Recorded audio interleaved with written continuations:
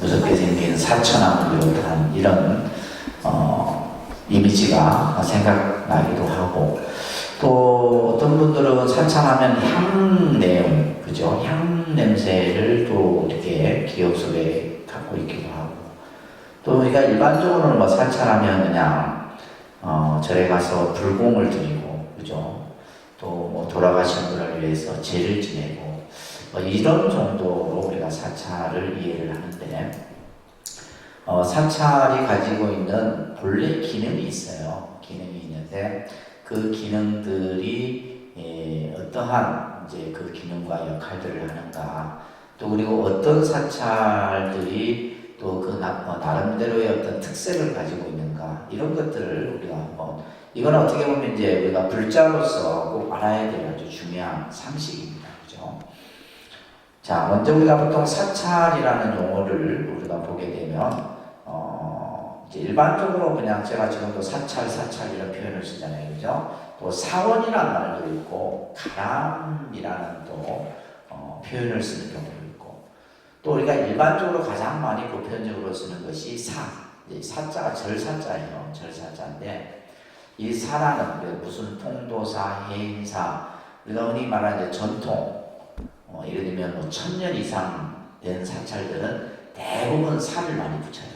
살을 많이 붙이고, 또 요즘에는 무슨 정사라는 이름을 붙이는 경우도 있고, 저희 이제 독립선언처럼 요즘에는 좀 새로 생기는 절들을 보면 선언이라는 말을 많이 붙여요. 그래서 이제 어제도 보니까 이제 많은 분들이 오시면 선언이 도대체 뭐 하는 곳이에요? 이렇게 이제 묻는 분들이 많고, 아마 여러분들도 그죠? 선언이라는 말을 들었을 때 그냥 무슨 사 했으면 그죠? 절이다 이렇게 이해가 되는데, 선언이라는 말을 들으면 도대체 뭐 하는 곳이지? 그죠? 이렇게 생각을 하는. 그리고 이제 보통 원이라는 이름을 붙여서 또 이렇게 절을 드러내기도 합니다. 이렇게 이제 다양한 명칭들이 있어요. 명칭들이 있는데, 부처님 당시에는 이 가람이라는 말이 원래는 가람이라는 용어로 먼저 쓰여집니다. 이것을 승가람마라는 말을 줄여서 가람이라고 했다는 승가람마. 아니다, 승가람마. 이제 요즘에 보니까 그 유치원 이름 중에 가람 유치원이 있더라고요. 그래서 저 원장은 분명히 뭔가 이렇게 불교와 연관된 유치원인가 아닌가 이렇게 생각을 하겠는데, 이 가람이라는 말, 그래서 가람이라는 말이 이제 승가람마를 줄인 표현인데, 이것을 번역하면 무리 중자 이 원자에서 중원이다 라는 말을 써요. 그래서 다시 말해서 스님들이 수행하는 곳. 그래서 우리가 절이라고 하는 곳은 처음에는 뭐예요? 스님들이 수행하는 공간의 개념으로 먼저 사용이 되게 되죠. 그래서 이제 우리가 보통 이런 어떤 스님들이 수행하는 공간의 개념에서 좀 더 확장이 돼서 이제, 그러니까 부처님 당시 때는 부처님이 계셨으니까 이제 스님들이 수행하고 법을 듣고 이런 어떤 개념으로 이렇게 사용되다가, 나중에는 이제 부처님을 모셔주는 곳, 그러면서 그곳에서 스님들이 수행하는 곳, 이제 이런 데 복합적인 개념이 점점 의미가 확대되면서 말합니다. 부처님의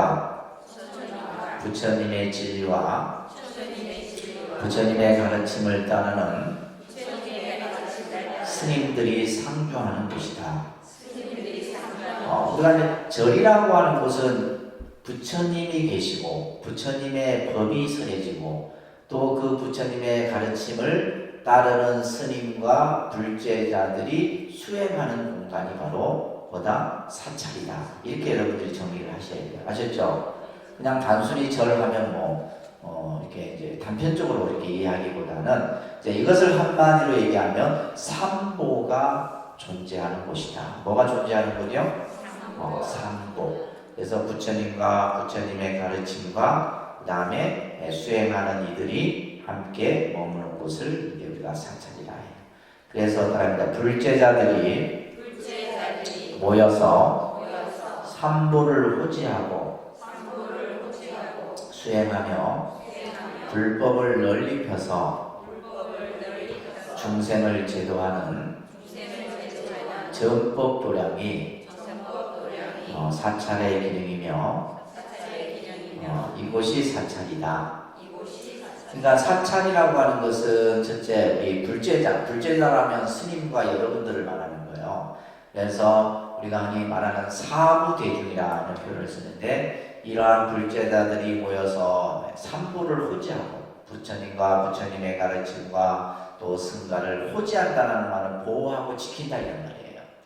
그것을 호지하면서 수행하고 또한 부처님의 법을 펴고 중생을 제도하는 그러한 이제 전법 도량의 이 기능이 이제 바로 사찰이다라는 것을 여러분들이 먼저 개념을 이해하시면서 사찰에는 크게 두 가지 형태가 있어요. 그러니까 아란냐, 비하라.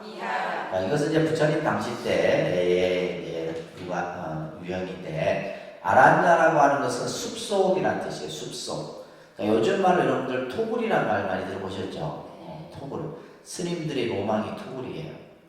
스님들이 스님들이 갖고 싶은 거 이렇게 물으면 스님들은 다 거의 토굴을 얘기합니다. 토굴은 뭐냐면 내가 그냥 혼자서 이렇게 그죠 수행하는 공간을 얘기하는 거예요. 저는 이제 토굴을 마련했어요. 토굴. 저 밑에가 내 토굴입니다. 자 안심당이 제 토굴이에요. 그래서 제 토굴 이름을 안심당이라고 했어요. 안심당 아셨죠? 저 밑에 제가 사람들이 막 궁금해. 카페인 줄 알고 막 이렇게 문 열고 들어오는 분도 많이 있어요.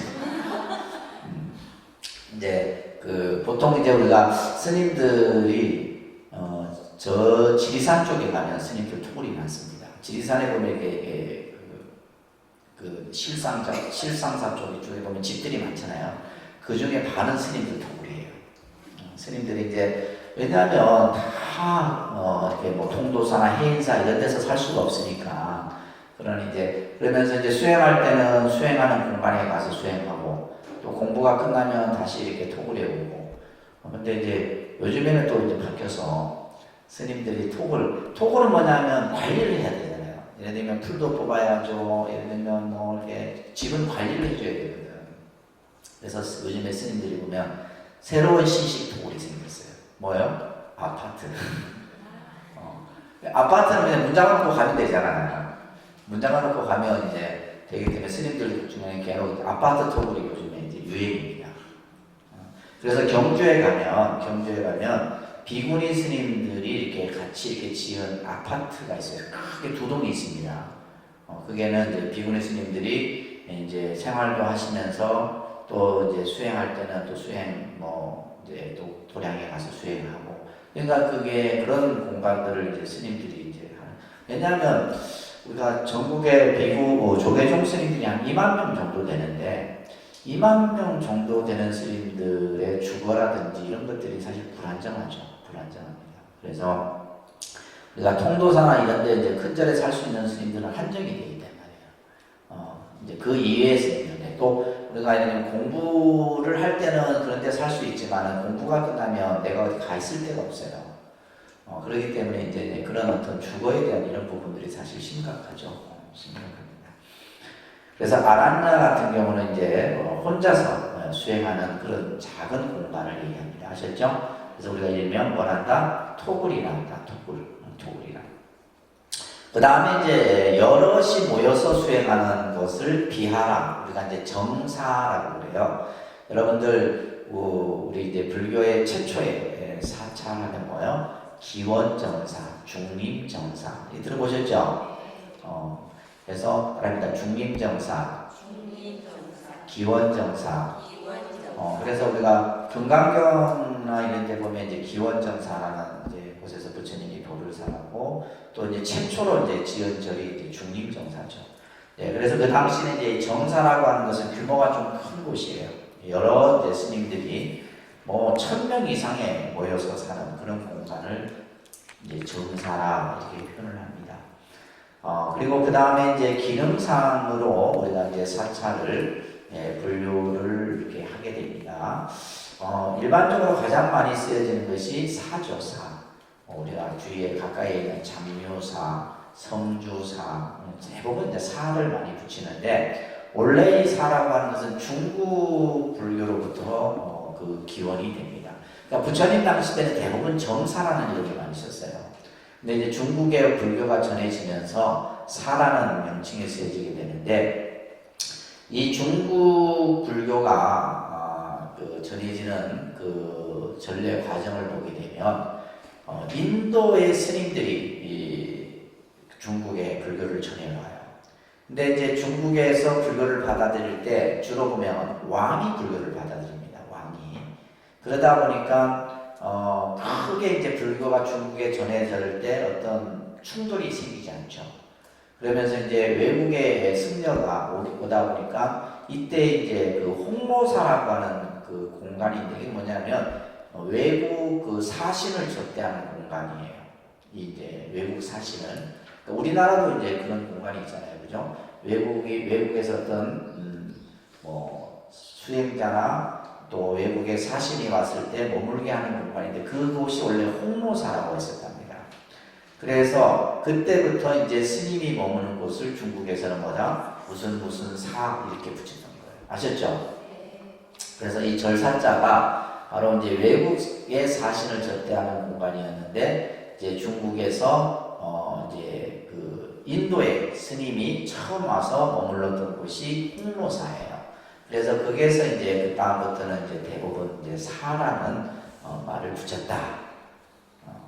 꼭 기억하셔야 됩니다. 아셨죠? 그래서 처음부터 우리가 이제 뭐 무슨 사 하면 이게 절이 아니라 원래는 아까 얘기했듯이 정사가 초기에 쓰여졌던 표현이고 중국 불교에 와서 사라는 명칭이 쓰여지게 되고 또 이제 우리 한국 불교도 마찬가지로 사라는 이런 명칭을 쓰여지게 돼요.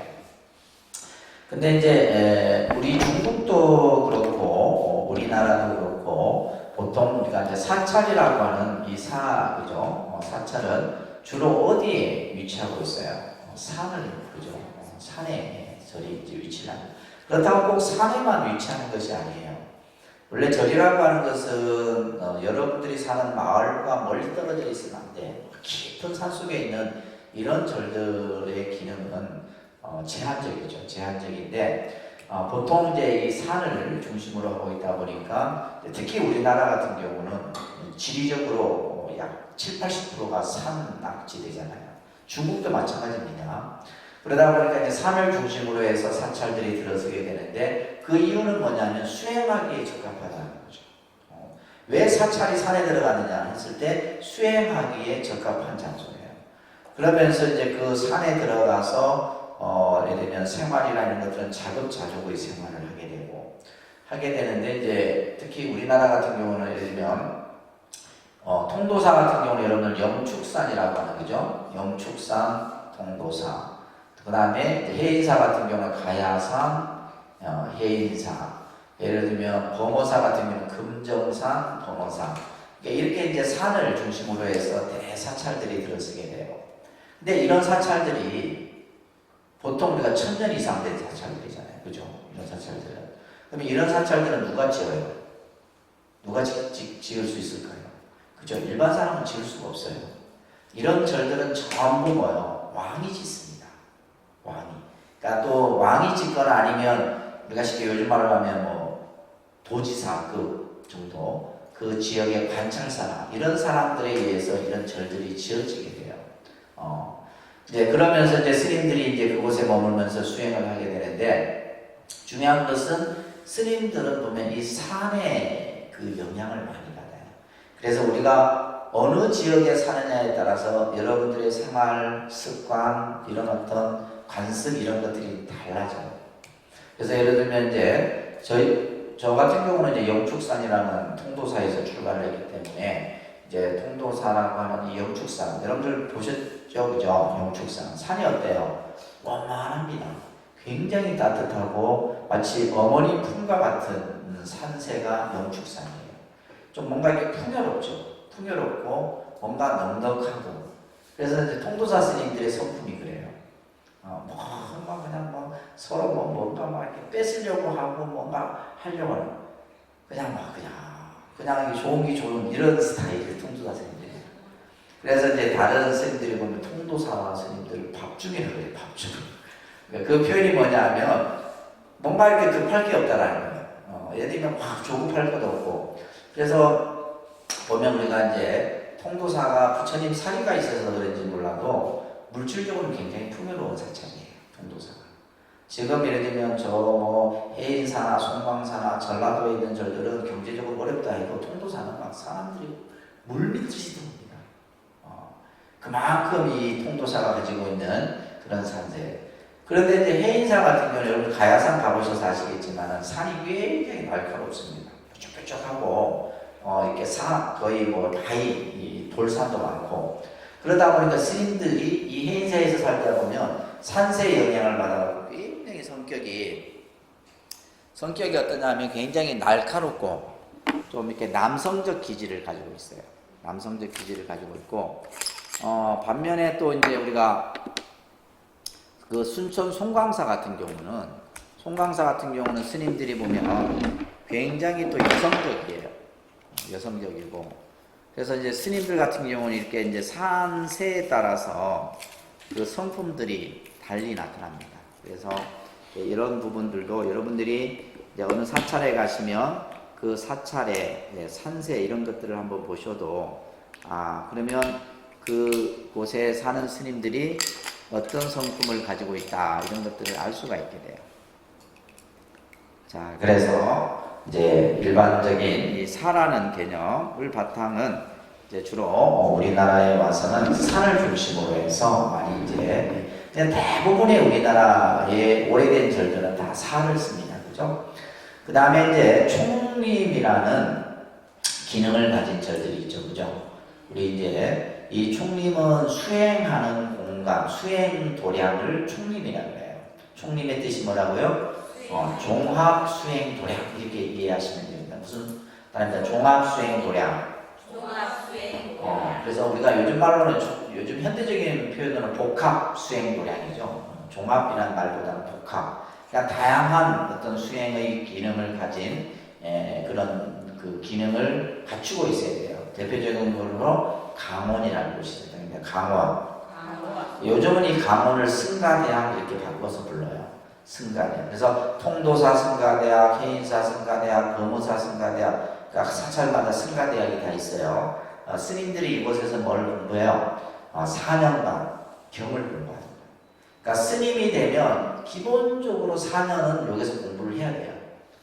저 같은 경우는 이제 통도사에서 공부를 했고, 또 뭐 해인사에서 공부하는 스님도 계시고, 또 어떤 스님은 이제 이렇게 통도사에 있다가 해인사 갔다가 졸업은 송광사에 가고, 이런 스님들도 계시고, 그래서 이 강원이라고 하는 것은 부처님의 경을 공부하는 곳이에요. 4년을 공부합니다. 4년. 그 다음에 이제 선원이 있죠. 그죠? 선원. 이것은 이제 참선 수행하는 그 기능을 가진 곳을 선원이라고 해요. 그래서 이제 우리 독림선원 같은 경우도 이제 이 선원이라는 명칭을 쓰는데 이것은 바로 뭐냐면 수행의 어떤 기능을 가지고 있는 사찰이다라고 보시면 되는 거예요. 아셨죠? 알겠습니까? 네.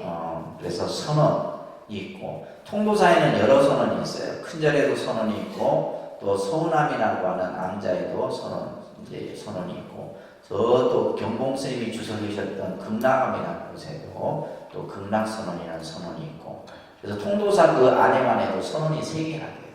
3개나 되고 또 우리 이제 그 통도사에는 또 이제 비구니 도량이 있는데 비구니 스님 도량이 이제 성남사 원양에 있죠. 그죠?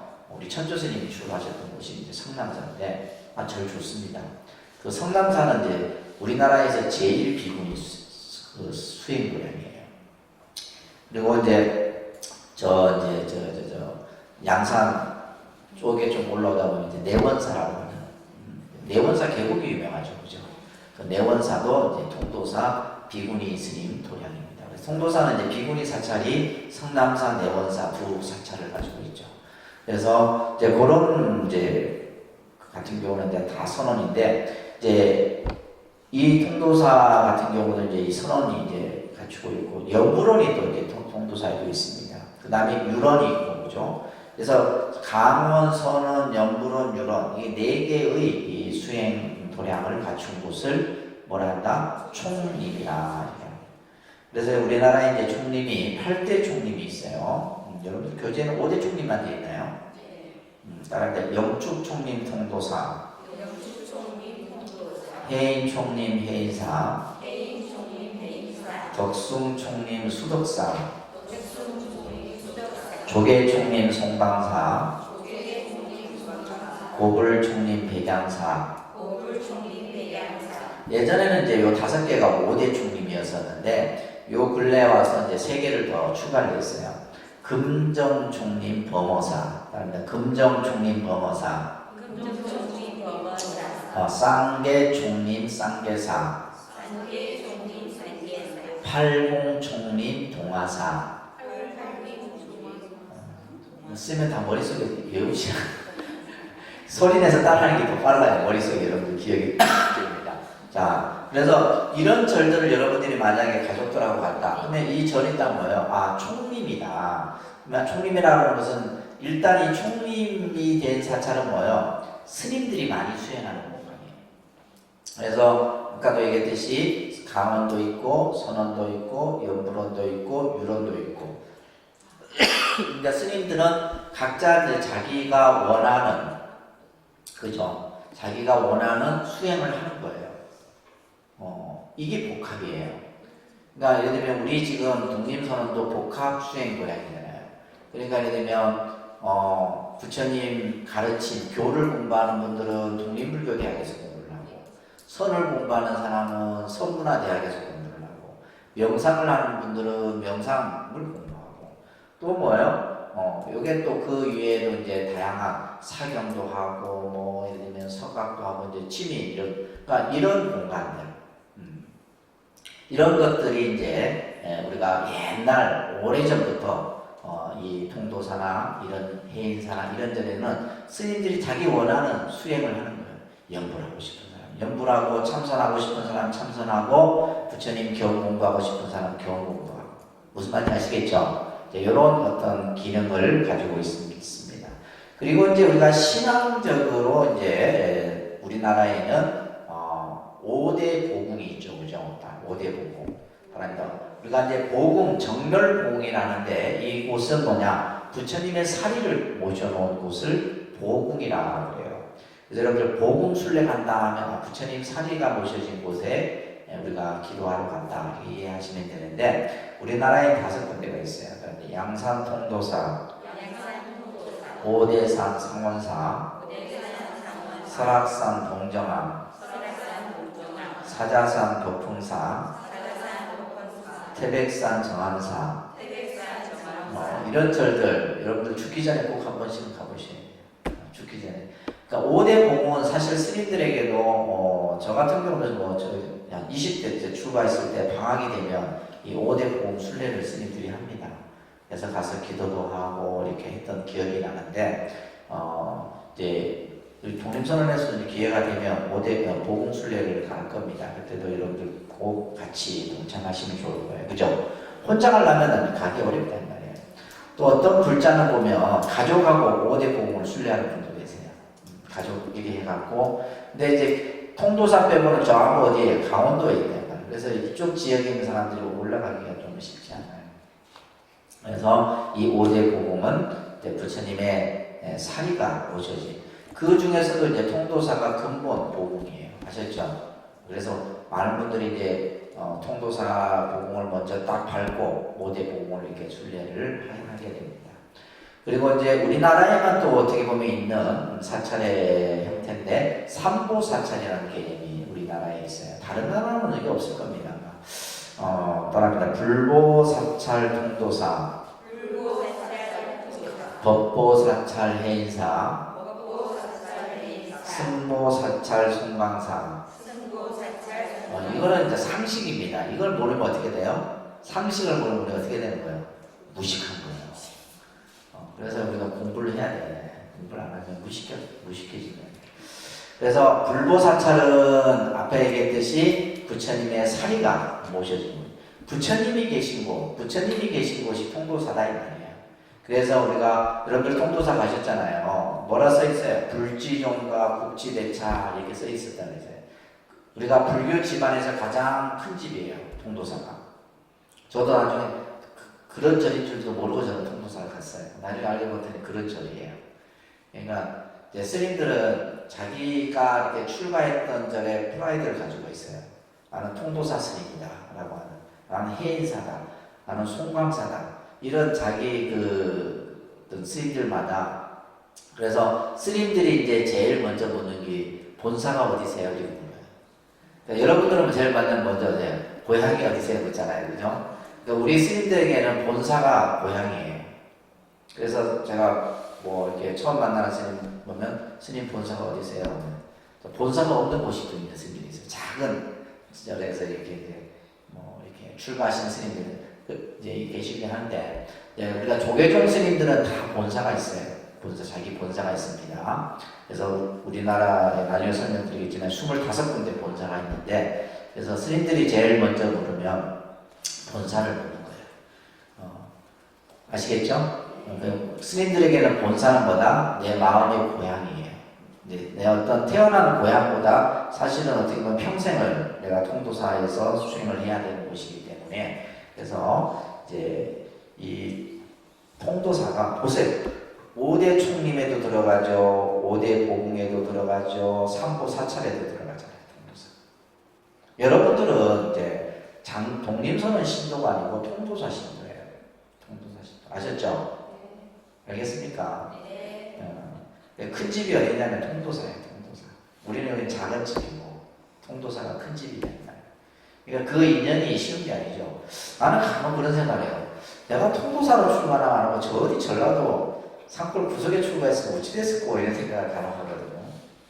그러니까 우리가 내 어떤 본사가 어디냐. 그래서 예를 들면 전라도 스님들 같은 경우 그러니까 스님들이 출마할 때 그걸 모르고 출마를 해요. 그걸 모르고 출마하는데 나도 통도사로 출마할 걸 이런 스님들이 많아요. 내가 알아서 나는 해인사에 출마할 거. 난 어떤 사람이 그냥 출마한다고 저 전라도 산골짜기에 가서 출마해갖고 저 해남 대흥사나 이런 데 출마하는 스님들 보면 그게 이제 뭐냐면 자기 인연 따라가는 거죠. 인연 따라가는 거예요. 그래서 이제 우리가 이 통도사라고 하는 사찰이 이제 불보 사찰이다라는 거. 또 해인사는 이제 여러분들 유네스코에 등재된 8만 대장경 부처님의 가르침이 있는 곳이라 해서 무슨 사찰? 법보사찰. 아셨죠? 그래서 법보사찰. 그래서 불보종찰, 법보종찰, 종찰이라는 말을 쓰기도 해요. 승보종찰, 송강사 이렇게 하기도 해요. 그 다음에 송강사는 왜 승보사찰이냐면 고려시대 때 16명의 국사가 배출된 곳이에요. 고려시대 때. 그러니까 우리나라가 보면 역사적으로 가장 불교가 흥했을 때가 통일신라, 그 다음에 고려입니다. 고려 때는 국교가 불교였잖아요. 그죠? 통일신라도 국교가 불교였고, 고려시대 때만 해도 국교가 불교였단 말이에요. 태조가 고려를 건국하고 나서 훈요식조라고 하는 이제 법령을 만드는데, 그게 뭐예요? 모든 백성은 불교를 믿어야 된다. 이제 우리가 기독교로 말하면 11조이거든요. 그 십계명이죠, 그죠? 십계명과 비슷한 그 훈요 10조에 보면 불교를 숭상하도록 되어 있어요. 그 정도로 이제 우리는 그 고려 시대 때는 불교가 아주 흥했던 시대인데 이때 16명의 국사는 뭐냐면 임금의 스승입니다. 임금의 스승이에요. 그래서 조선 시대가 오게 되면 이제 국사에서 조금 이제 지위가 격화돼서 왕사라는 제도가 국사보다 좀 낮은 계급이 이제 왕사인데, 그러니까 예를 들면 여러분들 알고 있는 무학대사가 태조 이성계의 왕사입니다. 그러니까 이제 태조 이성계가 조선을 건국할 때 사실은 무학대사의 여러 도움을 많이 받는데 이제 나중에 이 무학대사가 이성계의 왕사 역할을 하게 돼요. 그래서 이제 고려시대 때는 국사였는데 이제 조선시대에 와서는 왕사가 되는 이런 이제 또 변화가 있습니다. 아무튼 송강사는 뭐다? 16명의 국사가 배출된 곳이에요. 이 세 군데는 참 좋죠. 그래서 우리가 보통 또 삼보사찰을 이렇게 순례하는 경우도 있어요. 통도사부터 시작해서 해인사 갔다가 송강사 갔다가 이것도 괜찮을 것 같아요. 그죠? 한번 가을에 한번 갈까요? 대답이 없네. 안 가고 싶어요. 우리가 좋은 이런 도량들은 사실은 이제 뭐 이렇게 여러분들이 개인적으로 갈 수도 있지만은 함께 공부하는 도반들하고 함께 가는 그 참 좋아요. 저희도 이제 예전에 공부하고 이럴 때는 도반들하고 이렇게 여러 절들을 이렇게 다니고 했던 기억이 나는데 그런 시간들이 가장 좋은 시간들이에요. 자, 이런 이제 사찰의 형태가 있고, 그 밑에 보시게 되면 이제 그 포교당이라는 개념들이 이제 근대에 와서 현대에 와서 이제 만들어지는데, 이 포교당, 우리가 이제 도심 포교당이라고 해요. 도심 포교당. 이제 불교가 이제 급속도로 산업화가 되면서 뭐요? 이제 우리가 아파트 문화가 만들어졌죠. 아파트 문화가 사실 뭐 70년대 후반, 80년대 좀 일찍 세워진 아파트들은 뭐 보통 80년대 그죠. 저기 서울 강남을 중심으로 해서 이제 그 강남이 개발이 되고 이러면서 실제 우리 이제 가까이 있는 창원 같은 경우는 80년대, 70년대 그죠. 도시계획이 만들어져. 그 당시에 세워진 아파트들도 있잖아요. 있는데 이런 어떤 산업화가 되는 과정 속에서 이제 밀집 형태의 그 주거가 만들어지게 되죠.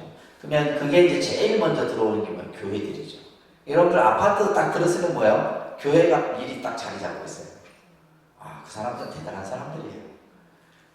그것도 좋은 위치에 딱 들었습니다. 근데 이제 사찰 같은 경우는 사실 교회나 성당에 비해서 늦죠. 여러분들 창원 같은 데 가보시면 아파트에 있으면 반드시 뭐가 있어요? 교회 성당이 딱 있습니다. 이게 뭐 장유도 그럴 거예요. 제가 장유 쪽으로 많이 다녀봤는데, 그래서 이제 이 도심 포교당이 80년대 그 초부터 들어서게 돼요.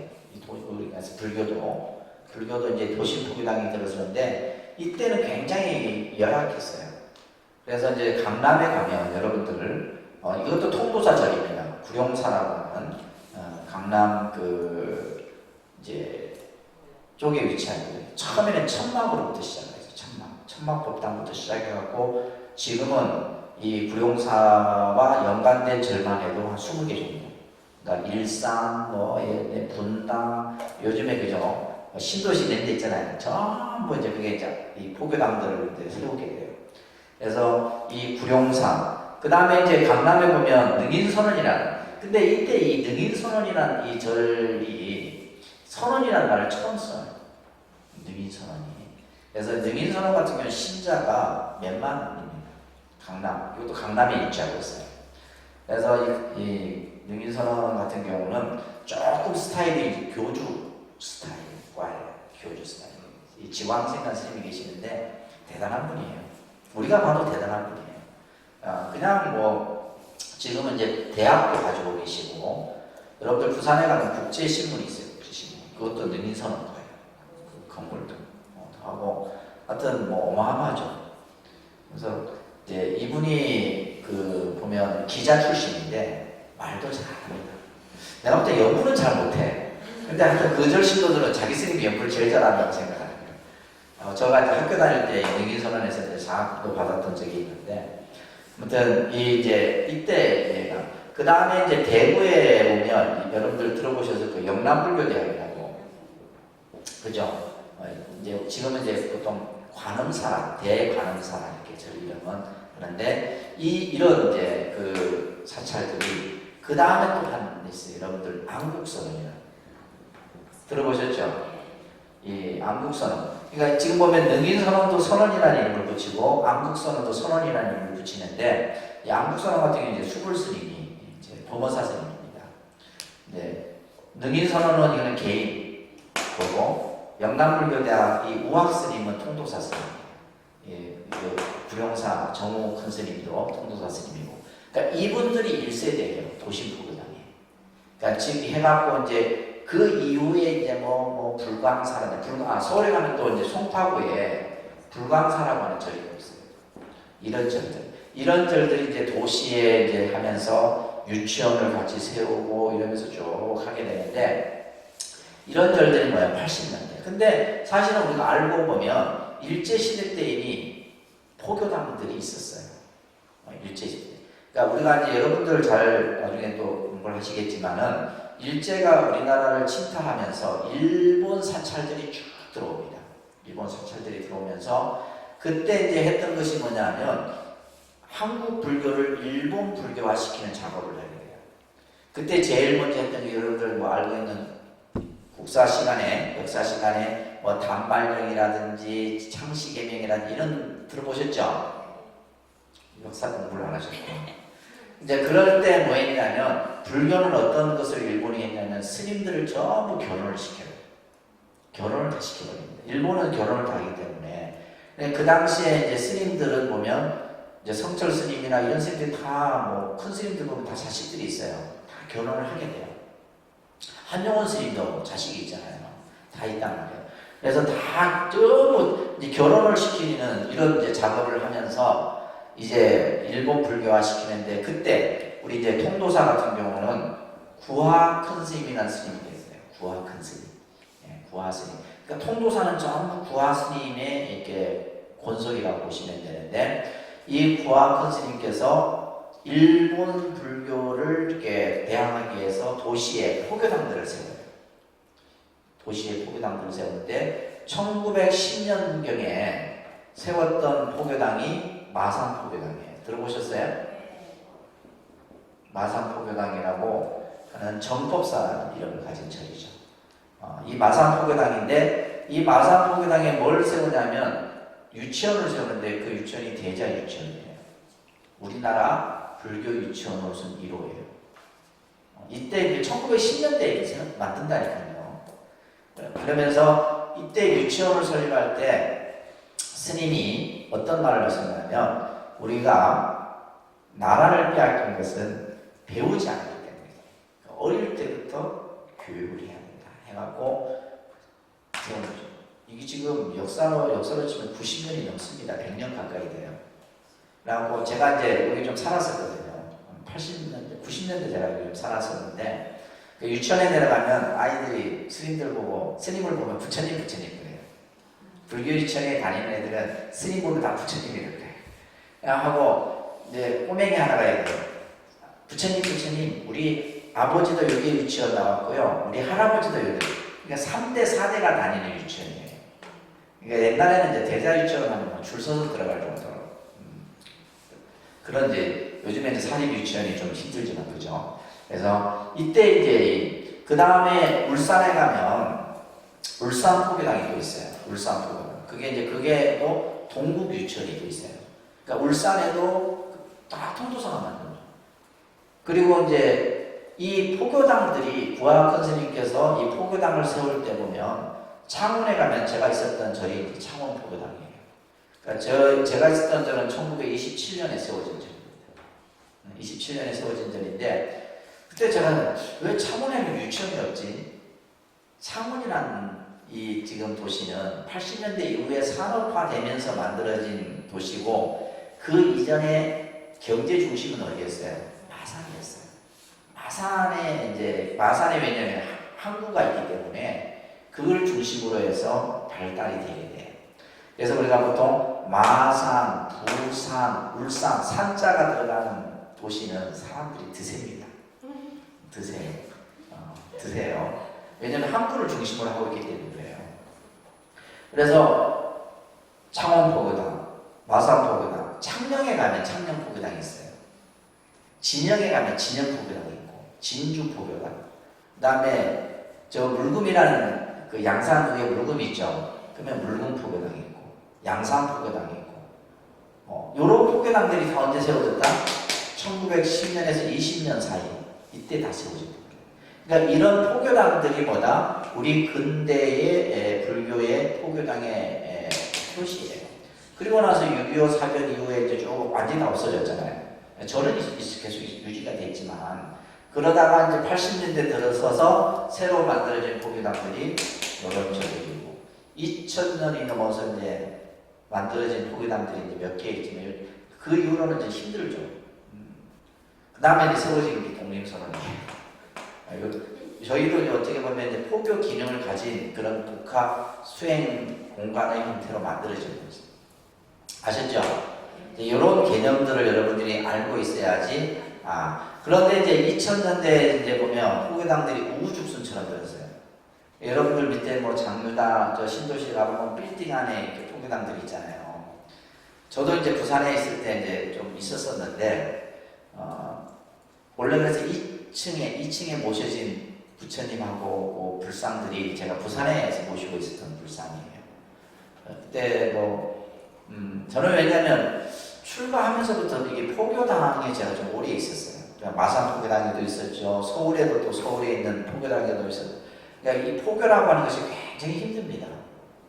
이거는 정말 원력이 없으면 왜 스님들 나도 편하고 싶죠. 나도 편하게 살고 싶어요. 사실 편하게 살고 싶으면 이거 안 해도 돼. 근데 이것 또한 내 법이에요. 내가 어떻게 늘 교육하고 기도하고 뭔가 이게 내 그런 것 같아. 그러니까 내 도반 스님은 선박에 다닐 스님은 니 뭐하러 하라고 그래 내가 맨날 그 힘들게 그렇잖아요. 맨날 내가 목탁 쳐야 되고 어저께 이제 아는 분이 저를 한 20년 쭉 지켜오신 거사님이 스님 이제 좀 편하게 살 때 안 됐습니까? 왜 그렇게 막 그냥 힘들게 하냐고. 근데 나도 내가 모르겠어요. 내 이렇게 사는 게 내 그런 것 같아. 그래서 이제 이런 어떤 포교당들이 만들어졌지만은 이제 2000년대 와서는 이제 우후죽순처럼 그런 것들이 생기다 보니까 좀 사이비적인 좀 이렇게 뭐랄까 올바르지 못한 포교당들이 많이 예를 들면 천도제를 지내거나 구슬하거나 막 점을 봐준다거나. 그러니까 그러면서 사람들의 인식 속에는 빌딩에 있는 이 포교당들은 안 그런 절도 있는데 이게 도매급으로 다 넘어가 버리는 거예요. 그러니까 제가 부산에 있을 때도 스님 점 사주 안 봐주십니까? 이렇게 전화 오고 그래요. 그럼 내가 사주 봐주는데 저 어디 있다고 가르쳐주고 하는데 그런 식의 그런 어려운 이런 과정들이 거치면서 사찰들이 이렇게 이제 변화하고 발전해가는 모습들이 있다는 것 여러분들이 아시기 바랍니다. 아셨죠? 그래서 이런 이제 포교당들이 1900 일제시대 때부터 또 80년대 산업화되는 과정 속에서 또 2000년대 이후로는 이제 사실 굉장히 지금은 포교라는 자체가 힘들어요. 힘듭니다. 그 다음에 이제 우리가 사찰을 행정상으로 이제 분류하는 모습이 이것도 이제 상식입니다, 여러분들. 지금 오늘 공부하는 건 상식을 공부하는 거예요. 이거 공부하면서 어렵다 이해하시면 안 돼요. 자, 보시면 우리나라는 이제 그 조계종 같은 경우를 얘기를 듭니다. 다른 종과는 그냥 조계종이 이제 가장 우리나라에서 크니까 조계종에 이제 보면 총무원이라고 하는 행정 관청이 있어요. 총무원. 그래서 우리가 또 총무원장 하면 이제 조계종을 행정을 대표하는 제5의 이제 그 지도자라고 보시면 됩니다. 그리고 또 뭐가 있냐면 신도 교육을 이렇게 책임지고 포교를 담당하는 포교원이 있고 그 다음에 스님들을 교육을 담당하는 교육원이 있어요. 그래서 저희 지금 조계종은 3원 체제로 되어 있다고 보시면 됩니다. 아셨죠? 그래서 이 총무원은 행정을 하는 곳이고 교육원은 교육을 하는 곳이고 포교원은 포교를 하는 곳이에요. 그래서 요게 포교는 이제 신도 교육이라든지 또 직장 내 교육 그 포교라든지 다 많습니다. 공무원, 그 다음에 교사, 학생, 대학생부터 쭉 전부 어린이부터 시작해서 이 모든 것을 포교원에서 다 하는 겁니다. 아셨죠? 이런 시스템으로 되어 있다 이 말이에요. 되어 있고 이 총무원 밑에 우리나라에는 25개의 본사가 있어요. 몇 개 본사가 있다고요? 25개의 본사가 있어요. 그래서 범어사 같은 경우는 14교구, 1교구부터 해가지고 쭉 해고 제주도에 가는 관음사라는 절이 있는데 그 제주도 관음사가 25교구예요. 마지막. 그러니까 우리가 이제 이 남북이 갈라지기 전에는 33교구가 있었어요. 33개의 교구가 있었는데 이제 남북이 갈라지면서 우리나라만 이제 25개의 교구 본사가 있고 이제 우리 이제 그 통도사는 15교구입니다. 통도사는 몇 교구? 15교구. 범어사는 14교구. 쌍계사는 13교구. 해인사는 12교구. 이런 식으로 나눠져 있어요. 그렇게 교구로 나눠져 있습니다. 절들이. 이제 그러니까 쉽게 얘기해서 우리나라에서 가장 큰 절 하면 25개 있다 생각하시면 돼요. 아셨죠? 25개의 절들이 있고, 이제 우리가 이제 통도사 같은 경우는 통도사가 관장하고 있는 사찰이 해외까지 하게 되면 150개 정도 돼요. 통도사라는 이름으로 이렇게 관장되는 절들이 몇 개요? 한 150개 정도 됩니다. 저 미국에도 있고 캐나다에도 있고 일본에도 있고 인도에도 있고 다 있어요. 그런 절들이 전부 다 통도사에서 이렇게 하는 절들이에요. 그리고 이 통도사라고 하는 절 안에 보면 이걸 여러분들이 잘 이해를 하셔야 되는데 공찰이 있고 사사찰이 있습니다. 뭐가 있고 뭐가 있다고요? 따라합니다. 공찰, 사사찰. 절이 다 똑같은 절이 아니에요. 이렇게 다 다릅니다. 공찰은 뭐냐면 모든 재산 권한이 통도사가 가지고 있어요. 이런 절들을 공찰이라고 해요. 재산, 예를 들면 재산 등기부 등본, 토지대장 떼보면 그게 누구로 되어 있다? 통도사로 되어 있으면 그것은 공찰이에요. 그래서 이 공찰은 4년마다 주지가 임명이 되어 있어요. 제가 이제 창원에 있었던 절도 공찰이에요. 창원 포교당도. 저 같은 경우는 11년 있었으니까 좀 오래 살았죠. 오래 살았고, 이제 마산 포교당도 공찰이에요. 마산 포교당 같은. 근데 공찰이 이제 통도사 같은 경우는 한 50개 정도 돼요. 50개 정도 됩니다. 여러분들 밀양 표충사, 그것도 통도사 절입니다. 밀양 표충사도 그렇고, 통도사 하면 저 울산에 있는 절들은 대부분 다 통도사 절이에요. 울산에. 그래서 이제 우리가 보통 통도사는 관할하는 지역이 어디냐면 양산, 울산, 언양, 밀양에도 이제. 근데 희한하게 통도사가 어디까지 올라가냐면 창녕, 의령까지 올라가요. 의령에도 통도사 절이 있습니다. 의령은 사실 해인사 쪽에서 이렇게 해야 되는데 통도사 절들이 이제 의령에 가면 많더라고요. 그러니까 그래서 창녕 쪽에도 보면 여러분들 창녕 쪽에 있는 웬만한 절들이 다 통도사 쪽 절들이에요. 그런 식으로 이제 통도사가 관장을 하고 있어요. 아셨죠? 예를 들면 이제 우리 가까이 있는 범호사 같은 경우는 주로 이제 부산이죠. 부산, 김해. 그래서 김해가 범호사들이 많습니다.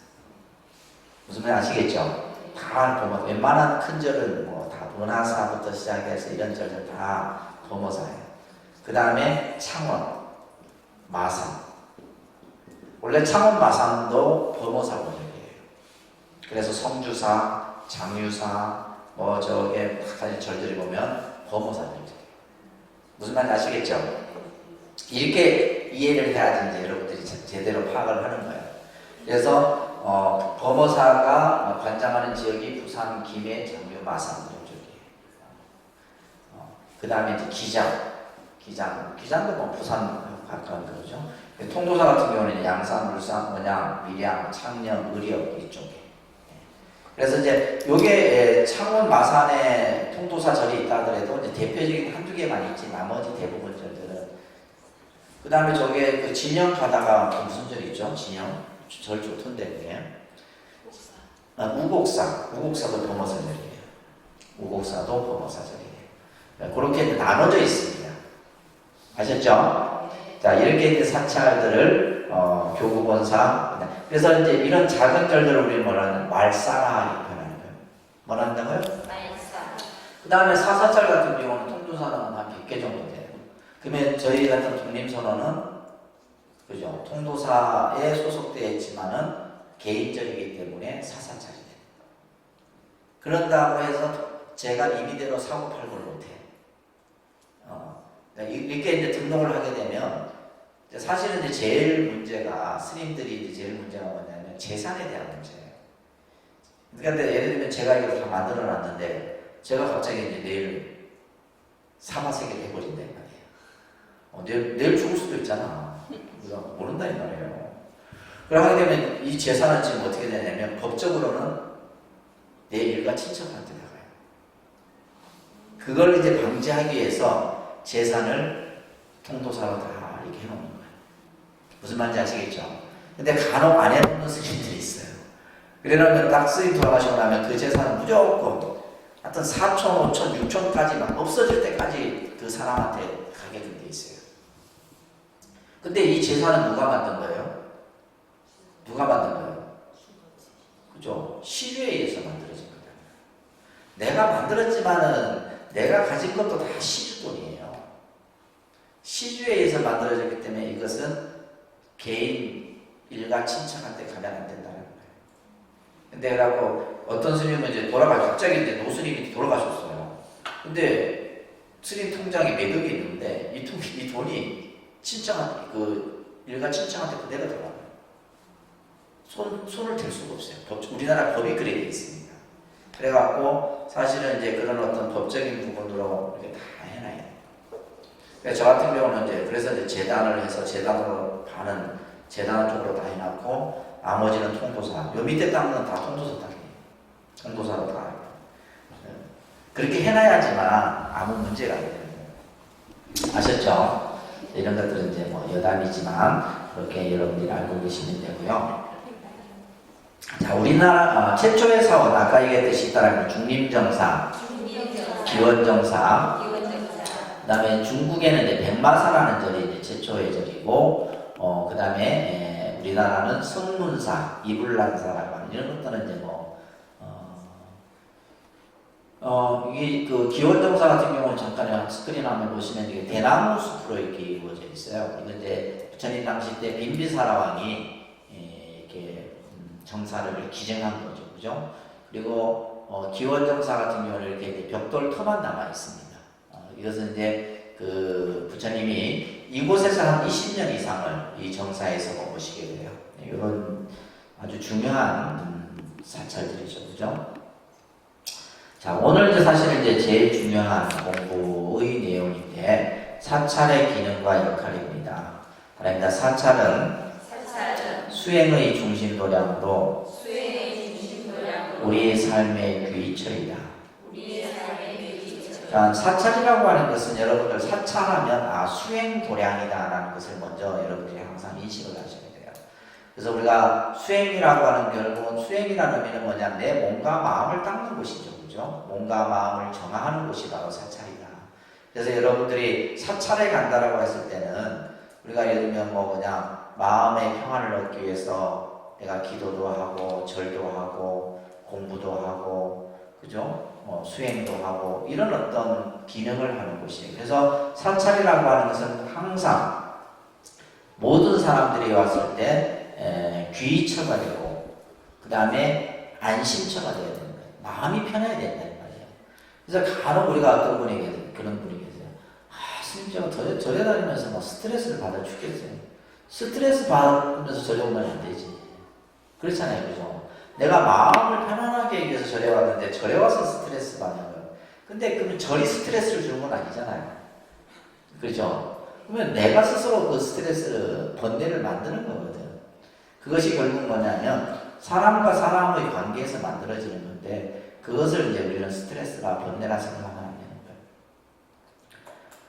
부처님께서는 이런 말씀을 하셨어요. 무엇을 웃고 무엇을 기뻐하랴 세상은 불타고 있는데. 그래서 우리가 중생이 사는 세계를 화택의 세계다. 불타는 집 속에 우리는 지금 있는 거예요. 언제 우리를 그죠? 이렇게 흔적 없이 사라져게 할 수도 있다 이 말이에요. 그런 어떤 급하고 급한 가운데 있는데 우리 중생들은 그 불타고 있는 그 집 속에서 그냥 오용락에 탑착을 해서 그래서 유명한 그 안수정등이라는 비유가 있는데 어떤 비유냐면요. 어느 사람이 들판을 가고 있는데 막 그냥 썩난 코끼리가 막 쫓아와요. 막 달려온단 말이에요. 그러니까 이 사람이 이제 몸을 피해야 되는데 마침 우물 같은 우물이 있어요. 그 우물에 이제 몸을 피하는 거예요. 그 우물에 마치 줄이 있어서 동아줄 같은 줄이 있어서 그래서 우물 속에서 이제 있는데 이제 위에서는 코끼리가 막 그냥 잡으려고 하고 있고 근데 마치 밑에 보니까 네 마리 독사가 혀를 떨어지기만을 기다리고 있는 거예요. 네 마리 독사가. 근데 이 지금 동아줄을 잡고 있는데 그 동아줄을 흰지 검은지가 그 줄을 이제 깔고 있는 거예요. 흰지 검은지는 뭐냐? 해와 달이에요. 세월이다 이 말이에요. 그리고 밑에 네 마리 독사는 뭐요? 생로병사예요. 우리 4대 육신을 얘기하는 거예요. 그런데 마침 그 벌집이 하나 있는데 그 벌집에서 꿀이 한 방울씩 떨어지는데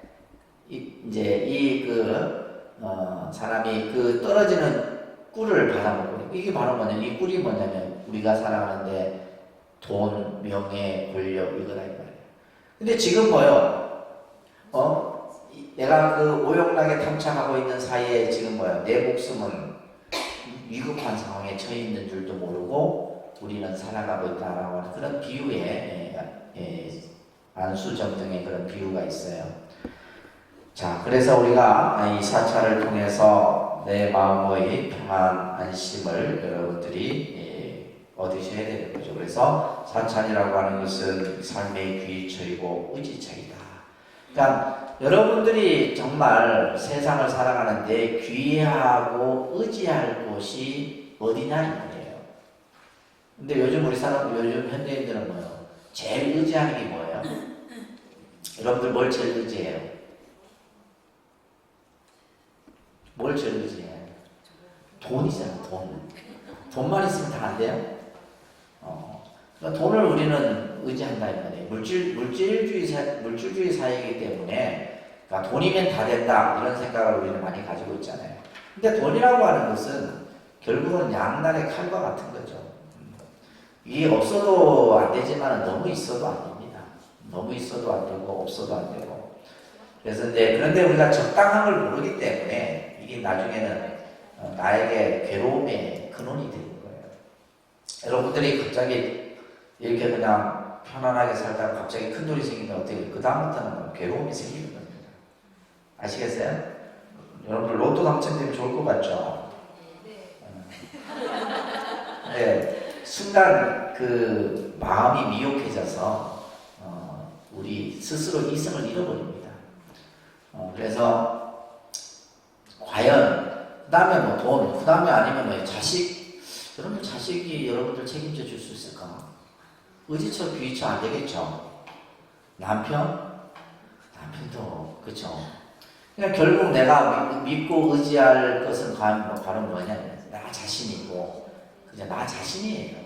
그래서 부처님 말씀하셨잖아요. 자기 자신을 의지하고 법에 의지해라 그런 말씀을 하신 것처럼 우리들이 과연 내가 살아가는 삶의 귀처가 어디 있냐 그것을 우리는 생각해 봐야 돼요. 또 절이라고 하는 것은 부처님을 삼보를 모신 곳이에요. 그래서 이 삼보를 모신 곳이기 때문에 이 사찰이라고 하는 것은 바로 뭐냐? 성스러운 공간이다. 사찰은 무슨 공간? 성스러운 공간. 그 다음에 청정한 공간이에요. 그래서 여러분들이 사찰에 오는 그 순간만큼은 청정해지는 겁니다. 사찰에 오는 만큼은. 뭔가 내가 생각을 내려놓을 수 있잖아요. 나를 한번 되돌아볼 수 있는 시간이다 이 말이에요. 근데 사람들은 왜 사찰에 오는 걸 그렇게 싫어하는지 몰라. 사찰에 왔을 때 내가 편안해지고 뭔가 내가 생각도 정리가 되고 뭔가 내 마음속에서 일어났던 번뇌도 쉬어질 수 있는 그것은 바로 뭐냐면 사찰이라고 하는 곳은 부처님과 부처님의 가르침과 수행하는 이들이 함께 있는 공간이기 때문에 그래서 우리가 어디를 가느냐가 참 중요한 거예요. 어디를 가느냐. 그래서 그 공간이 주는 영향은 큽니다. 자, 따라합니다. 사찰은 진리를 배우고 바른 길을 찾는 곳이다. 그죠? 우리가 세상을 살아가는데 좀 더 지혜로운 삶을 살기 위해서 여러분들이 불교를 지금 이렇게 기본교리 불교를 공부하는 게 아닙니다. 여러분들이 지금 이렇게 이 시간에 앉아서 배우는 것은 불교의 지식 이런 것이 아니에요. 내가 살아가는 삶의 지혜를 배우기 위한 것이에요. 그래서 여러분들이 이제 평상시 절에 잘 안 오니까 오래 해도 잘 안 오시잖아요. 그러니까 공부하러 갈 때 내가 30분이라도 기도도 하고 내 자신을 위해서 기도하고 내 아이를 위해서 기도하고 기도하는 그런 시간들을 자꾸 갖게끔 하는 거예요. 그렇게 하다 보면 나중에 여러분들 습관이 돼서 잘 하시게 됩니다. 그래서 우리는 사찰이라는 것을 통해서 내 인생의 참된 길을 배우고 그것을 깨우쳐가는 곳이기도 합니다. 그렇기 때문에 우리는 뭐요? 법회에도 참석하고 공부에도 참석하고 수행에도 참석하고 봉사에도 참석하는 거예요. 무슨 말인지 아시겠죠? 또 어떤 사람은 봉사를 통해서 지혜를 깨우치기도 하고 또 공부를 통해서 수행을 통해서 내 스스로를 깨우쳐가는 것이기도 하는 겁니다. 그래서 우리는 이제 다양한 수행 방법들이 우리 절에는 사찰에는 있잖아요. 그죠? 바랍니다. 연불수행, 참선수행, 기도수행, 주력수행, 독경수행, 이런 다양한 수행 방법들이 있다는 거예요. 그러니까 이런 것들을 여러분들이 해보셔야 돼요. 그러면서 나는 이것이 나에게 맞다. 맞는 게 다 틀립니다. 어떤 사람은 참선 명상이 맞는 사람이 있고 어떤 사람은 경을 봤을 때 내가 마음이 편한 사람이 있고 어떤 분은 절을 하니까 내가 참 좋더라 해서 절을 하는 거예요. 그 다음에 또 어떤 사람은 온마니만매음이나 주력을 하니까 내가 뭔가 일이 잘 풀린다거나 뭐 이런 게 다 달라요. 여러분들이 왜 그게 다 다르냐면 근기가 다르기 때문이에요. 뭐가 다르다고요? 근기가 다르기 때문이에요. 그래서 이런 어떤 사찰에서의 배움 수행을 통해서 우리가 인생의 바른 길을 찾아가는 겁니다.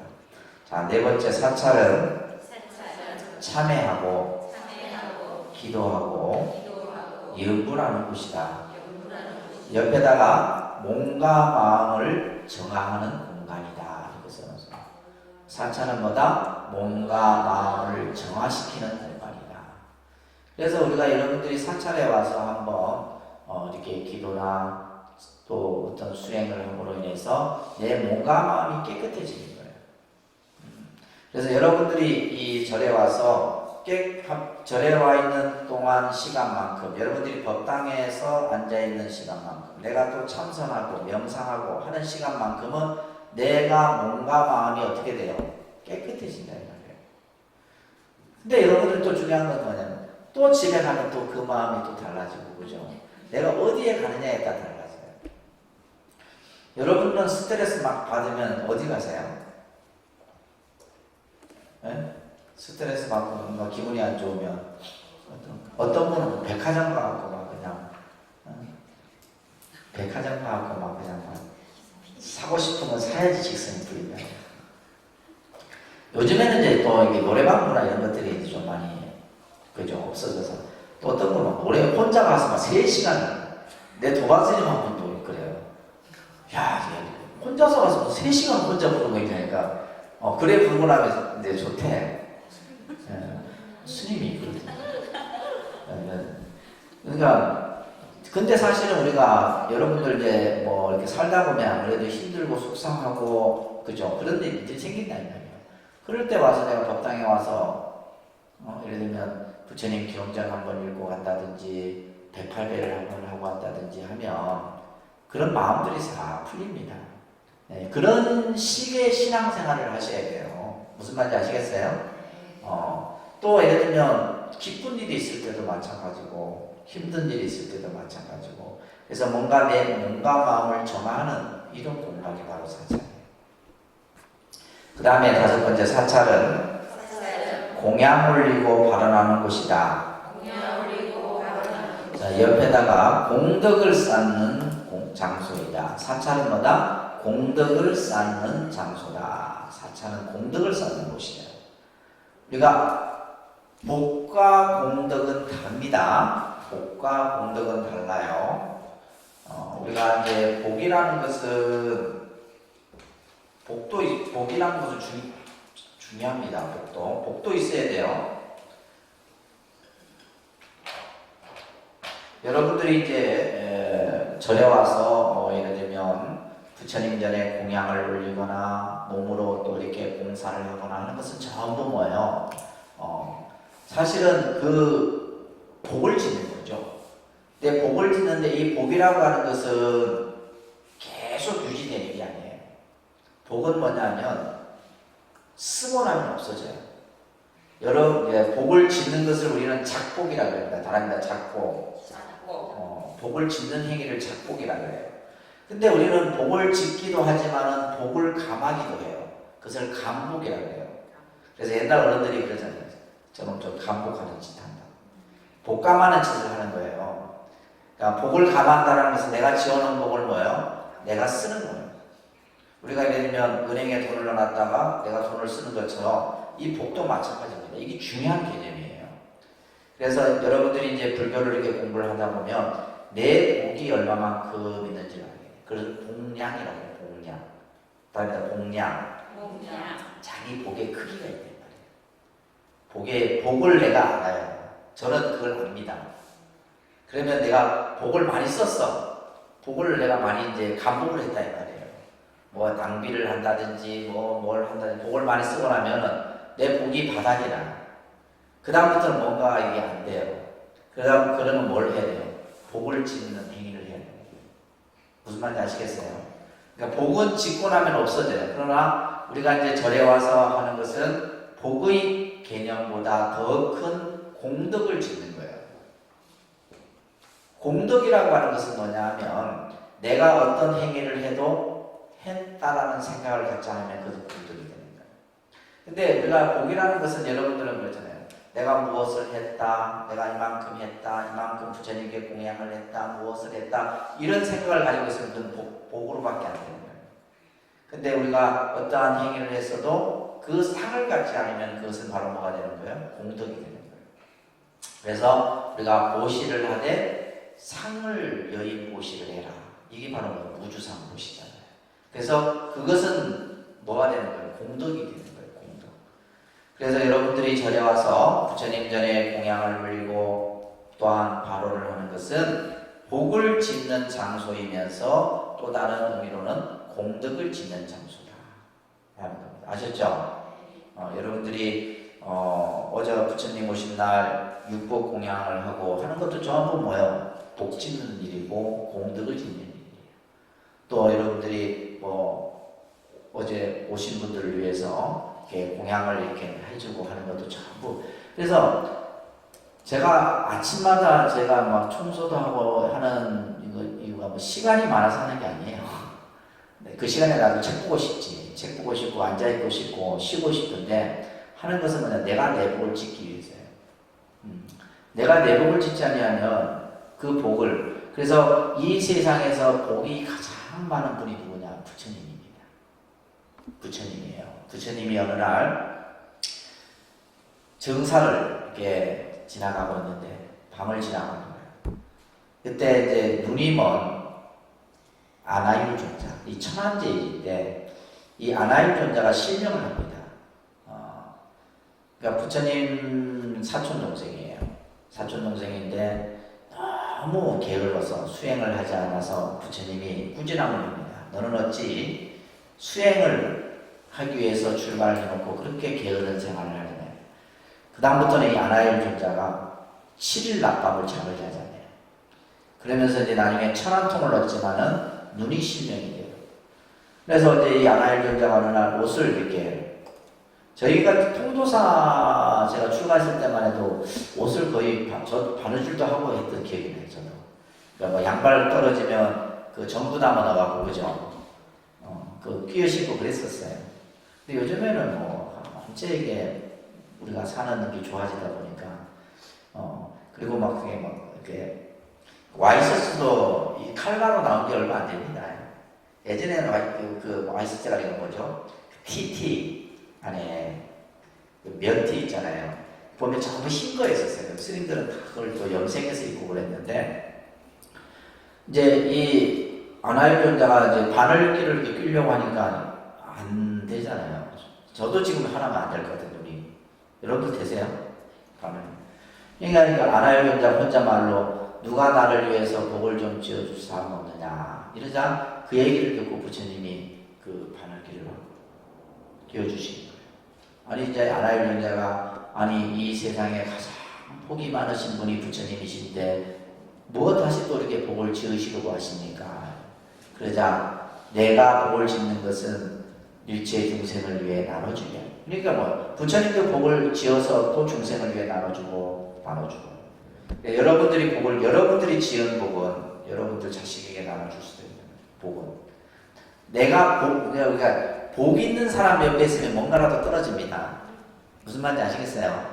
그래서 복 있는 사람이 있으면 나한테 뭔가 이익이 있다는 말이에요. 근데 지질하게 복 없는 사람 옆에 있으면 되는 일도 아닌데. 예, 그래요. 그래서 우리가 항상 이 복을 짓는 마음을 가지게 되고, 우리 이제 불교 신자는 뭐예요? 복보다 더 위가 뭐다? 공덕이다 이 말이에요. 그 공덕은 내가 무엇을 해도 했다라는 생각을 갖지 않는 그 마음을 가지고 여러분들이 하셔야 되는 겁니다. 아시겠어요? 그래서 이런 복을 짓는 공간이다. 그래서 절에 오면 저는 항상 시간만 되면 그냥 도량을 좀 쓸고 닦고 합니다. 그래서 전부 내가 내 복을 짓기 위해. 그 다음에 이제 6번째는 뭐냐면 우리가 이제 사찰이라고 하는 곳이 돌아가신 조상이나 부모를 위해서 제를 이렇게 올리는 공간인데, 이것은 어떻게 보면 우리가 효라고 하는 것도 생전, 살아생전에 하는 효가 있고 사후의 효가 있는데, 살아생전의 효는 어떻게 하는 것이 가장 좋은 거예요? 육아에서 공자님도 그런 말씀하세요. 부모를 기쁘게 하는 것이 살아있을 때의 효예요. 그러면 이제 우리가 사후의 효는 그 부모의 음덕을 기리고, 그죠? 그 돌아가신 분을 추모하는 것이 바로 사후의 효다 이 말이에요. 그래서 사실은 이제 우리가 뭐 살아있을 때 효를 하는 것이 가장 좋죠. 그러나 이제 또 돌아가신 부모를 위해서 이제 이 제를 지내는 것. 그래서 우리가 보통 육아에서 제사를 지낸다 그러잖아요. 육아에서는 제사를 모신다고 하는데, 불교에서는 제를 지낸다. 제사라는 말을 쓰지 않습니다. 불교에서는. 아시겠죠? 불교에서는 제사 지낸다 이렇게 하고 제를 지낸다. 그래서 예를 들면 1년에 한 번씩 지내는 제를 기제라고 해요. 뭐라 한다고요? 네, 연영기제라 이런 표현을 씁니다. 연영기제. 그런데 연영기제. 1년에 돌아가신 날에 맞춰서 지내는 제. 그 다음에 이제 뭐 특별히 하는 제를 천도제. 또 우리가 이제 돌아가시고 나서 49제. 뭐 이런 제들을 지내는데, 그런 것들은 어떻게 보면 사후의 효를 또한 우리가 닦는 공간이기도 합니다. 그러면 우리는 언제 절에 가야 되겠어요? 여러분들 언제 절에 가요? 가고 싶을 때 가는 게 아닙니다. 절은 언제 간다? 가야 할 때 가야 돼요. 가야 할 때. 그러면 우리가 이제 기본적으로 뭐 부처님 오신 날이나 부처님 출가하신 날이나 부처님 열반하신 날이나 부처님 성도하신 날, 이것을 이제 4대 기념일이라고도 하고, 우람분제를 이제 좀 있으면 이제 또 다가오죠, 그죠? 음력 7월 보름이 백중이라고 그러죠. 백중, 우람분제라. 일본에서는 이걸 굉장히 크게 합니다. 이 일본에서는 이것을 오공이라고 해갖고, 이 일본 문화도 이 우람분제 문화가 굉장히 뿌리 깊게 박혀 있어요. 그러니까 우리나라는 이제 농경 문화하고 불교의 이 우람분제하고 같이 이렇게 합해져서 백중, 그래서 선망 부모를 위한 이런 천도제를 저희는 이제 49일간 합니다. 49일간 하는데 총 7번을 지내게 돼요. 7번을 지내는데 저도 이제 제 조상을 모셔서 이렇게 합니다. 저도 개인적으로 저도 조상이 있을 거 아니에요, 그죠? 있단 말이에요. 그래서 모셔서 하는데, 이 우람분제는 정말 우리 중요한, 그래서 부처님 오신 날 다음에 큰 행사가 우람분제예요, 사실. 있고, 이제 여러분들이 이제 꼭 제발 좀 이 제1법회는 좀 참석을 하셨으면 합니다. 제1법회. 제일 우리가 이제 흔히 초하루법회입니다. 그다음에 초하루법회. 이때는 이제 우리가 신중 기도를 합니다. 초하루 보통 3일간 하게 되는데, 그래서 이제 이 음력법회도 사실은 좀 개선이 돼야 돼요. 개선이 돼야 되는데, 이게 아직까지는 제가 볼 때 여러분들 세대까지는 이게 안 바뀌어요. 그러니까 우리가 보통 초하루날은 웃지 않고 다 오시거든. 초하루날은 무조건 절에 가야 된다는 생각을 가지고 계신 것 같아요. 그래서 이 초하루, 음력 초하루 이 법회를 바꾼다는 게 참 쉽지 않아요. 그러니까 우리가 기독교 같은 경우는 이미 뭐예요? 이 사람들은 일요 예배, 금요 예배, 토요 예배 이렇게 해서 이제 보통 휴일에 이런 그 의식들을 한다 이 말이에요. 근데 우리는 이제 음력으로 하다 보니까 어떻게 돼요? 그래서 사실은 이제 이 불교가 여성 불교 중심화 되버린 거예요. 음력으로 하는 법이기 때문에. 왜냐하면 우리가 예를 들면 산업화되는 80년대부터 사실은 이제 아까 얘기했던 이런 절들은 뭐냐면 일요법회를 합니다. 일요법회, 토요법회를 했었어요. 그러니까 지금은 뭐냐면 아까 얘기했던 불용사라든지 불강사라든지 이런 절들은 토요법회, 일요법회를 해요. 음력법회를 가능한 한 줄인단 말이에요. 그런데 지금 이 경상도 이쪽은 그것을 대비를 안 한 거죠. 그러니까 저도 이제 하려고 하니까 안 돼요. 일요법회 하려니까 신도들이 뭐라 하냐면 일요일날 쉬어야지 무슨 절에 갑니까 이러는데 뭐라 그랬어. 그리고 또 교회는 보면 부부 가족이 함께 신앙생활을 하니까 가능해요. 근데 일요법회를 하니까 집에 남편이 밥 해달라고 기다려서 안 된다. 같이 데리고 오면 돼. 그게 안 돼요. 근데 이걸 바꾸려고 하면 정말 힘듭니다. 사실은. 그래서 우리가 이제 법회도 좀 이제 시대의 변화에 따라야 되는데 아직까지는 우리는 시대의 변화를 따르지 못하고 있는 게 사실이에요. 그죠? 그래서 음력 15일은 보름 인등법회입니다. 무슨 법회요? 보름 인등법회. 인등은 이제 부처님 그 앞에, 옆에, 그죠? 이렇게 켜놓는 등인데 이것은 24시간 365일 계속 켜놓죠. 그래서 저희가 이제 보름법회 때는 인등을 올리신 분들을 위해서 기도를 하고 있고요. 그 다음에 음력 18일 지장제일 법회가 있어요. 그래서 이제 저희 같은 경우는 천도제를 항상 이 지장제일 때 꼭 합니다. 그 다음에 음력 24일은 무슨 법회? 관음제일 법회. 이 이제 4대 우리가 보통 제일이라 그럽니다. 꼭 기억하세요. 그래서 우리가 불교에서 이렇게 사찰에서 만들어준 달력에는 여기 다 있단 말이에요. 초하루, 보름, 지장제일, 관음제일. 이날은 천지가 개벽해도 절에 오셔야 된다. 무슨 말인지 아시겠죠? 제발 그렇게 하셔야 돼요. 그렇게 습관을 들이셔야 됩니다. 그렇게 자꾸 들이셔야지만 여러분들이 되실 수 있어요. 아시겠죠? 대답만 이해하지 말고. 자, 그렇게 해서 우리가 이제 사찰이라고 하는 기능과 또 사찰에 언제 가야 하느냐 이런 것들. 어떤 분이 제가 통도사에서 이렇게 우연히 만났는데 아니 어떻게 오셨어요? 이렇게 하니까 이분이 습관적으로 스님 절에 놀러 왔어요. 놀러 왔다. 그래서 분명히 놀러 온 건 아니겠죠. 그러니까 절에 이렇게 이제 뭐 참배하러 오고 부처님께 예배드리러 왔는데 우리 불자들의 습관이 뭐냐면 절에 뭐 놀러 간다는 생각을 하는 거예요. 근데 이게 이 그분만의 문제가 아니고 우리들 의식의 문제예요. 그러니까 뭐 통도사나 해인사나 이런 데는 아무래도 이제 뭐 관광적인 어떤 그런 특색을 가지고 있는 절이라서 그럴 수 있지만은 그래서 항상 절에 어떻게 오셨습니까? 라고 물으면 뭐요? 부처님께 예배드리러 왔습니다.